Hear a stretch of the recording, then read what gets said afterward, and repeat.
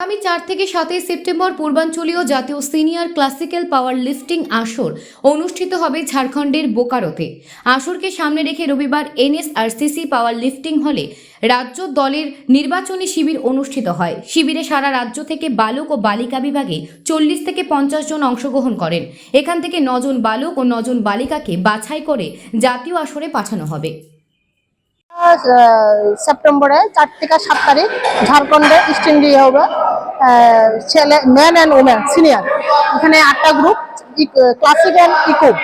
ক্লাসিকও আমরা মেন 8 জন, ইকোবে 8 জন, মেন অ্যান্ড উমেন টোটাল জন।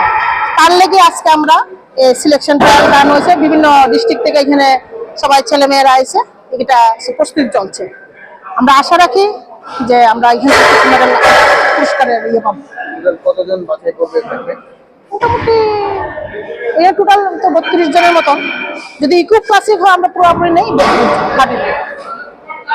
কবে ঝাড়খণ্ডে 4 তারিখ থেকে 7 তারিখ সেপ্টেম্বর। আমি অল ত্রিপুরা পাওয়ার লিফটিং এর জয়েন্ট সেক্রেটারি স্মৃতি রিঙ্কু দাস।